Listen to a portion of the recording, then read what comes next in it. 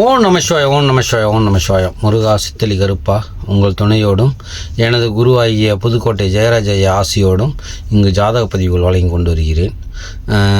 இதுவரை 7 கிரகங்களை பற்றி சொல்லியிருக்கேன். இது 8வது கிரகம்.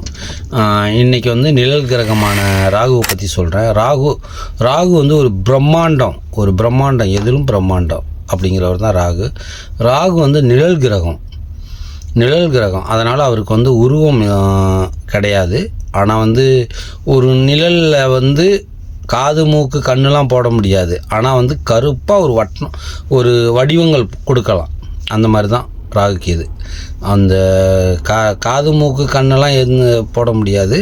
ஆனால் ஒரு கரும் வடிவம் அவர் அவங்க ராகுக்கு இது. அதில் ராகு பிரம்மாண்டத்தின் அதிபதி. எந்த ஒன்றையும் பிரம்மாண்டமாக செய்யக்கூடியவர். அவர் இருக்கிற இடம் பொறுத்து தான் இருக்குது. அவருக்கு அவர் கிரகமாக இல்லாதனால அவருக்கு பார்வைகள் கிடையாது. அவருக்கு கிரகமாக இல்லாதனால அவருக்கு வீடுகளும் கிடையாது. அவருக்கு வீடு கிடையாது, பார்வை கிடையாது. எந்த வீட்டை இருக்காரோ அந்த வீடு சொந்த வீடாக அனுபவிச்சுக்குவார்.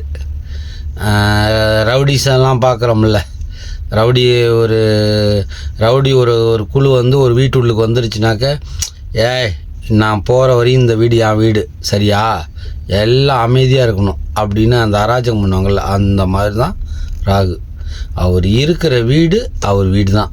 அவர் இருக்கும்போது அவர் செய்கிறது தான், அவர் பார்த்து பண்ணுறது தான். அதை யாரும் எதுவுமே கேட்க முடியாது. அந்த மாதிரி தான் கேதுவும். கேது ஞானக்காரகன். அவர் எதையும் போதுன்னு நிப்பாட்டுவார். இவர் எதையும் போதுன்னு நிப்பாட்ட மாட்டார். பத்தலை அப்படிம்பார். இது பத்தலை அப்படிங்கிறது தான் ராகு. ராகு தலையில் வீட்டில் இருந்தார்னாக்க அவர் எண்ணங்களில் பல எதையும் செய்யின்னு தூண்டி விடுவார். ஆனால் அவர் இருக்கிற இடம் பொருள் ஏவலை பொறுத்து தான். அவர் இருக்கிற இடம் நல்ல இடமா இருந்து குருவோட பார்வையோ சுபக்கிரகங்களோட பார்வை இருக்கணும். குருவோட பார்வை மெயினாக இருக்கணும். அப்படி இல்லைன்னா சுபக்கிரகங்களோட பார்வை கொஞ்சமாக இருக்கணும். குருவோட பார்வை இருந்ததுன்னா நல்லா பிரம்மாண்டமாக எதாக இருந்தாலும் பண்ணுவார். அது சுபகிரகங்களோட பார்வை இருந்தாலும் ஓகே. ஆனால் அவர் பகை வீட்டில் இருக்கக்கூடாது. பகை கிரகங்கள் பார்க்கக்கூடாது. செவ்வாயெல்லாம் பார்க்கக்கூடாது. அவரை பார்த்துருச்சுனாக்க கொண்டு எல்லாம் வாடா நம்ம எல்லாம் ஒரே ரவுடிடா அப்படின்னு கொண்டு போயிடுவாங்க. அந்த மாதிரி சுபகிரகங்கள் பார்க்கலாம். ஆனால் இயற்கை சுபகிரகங்கள் பார்க்கலாம். ஆனால் மற்றபடி சனி செவ்வாய் அவருக்கு சூரியன் சந்திரனே பிடிக்காது. சூரியன் சந்திரன் பிடிக்காது. அது சூரியன் சந்திரன் பார்வை இருந்தால் கூட அவர் தப்பான வழிக்கு தான் போவார். இவங்களோட பார்வை இல்லாமல் குரு சுக்கிரன் புதன் இவங்களோட பார்வைகள் இருந்ததுனாக்க நல்லது பண்ணுவார். அதனால் தலையில் இருக்கும்போது பார்த்து இதாக இருக்கணும். அந்த மாதிரி 5ஆம் இடத்துல இருக்கும்போது குழந்தை பாக்கியம் இருக்காதும்பாங்க. ஆனால் நான் ஜாதகம் பார்த்த வரையும் எல்லாத்துக்கும் குழந்தை பாக்கியம் தாமதம் இல்லாமல் இருந்திருக்கு. ஏன்னா அவர் 5ஆம் வீடாக பகை வீடு வரக்கூடாது. 5ஆம் வீடாக அவரோட பகை வீடு வரக்கூடாது. அவர் 5ஆம் வீட்டில் இருக்கும்போது யாரும் அசுப கிரகங்கள் அவரை தொடர்பு கொள்ளக்கூடாது. மெயினாக குரு தொடர்பு கொள்ளணும். அப்படி இல்லைன்னா சுக்கிரன் தொடர்பு கொள்ளணும், புதன். இவங்களோட பார்வை இருந்தாக்கா அவர் நல்லா செய்வார்.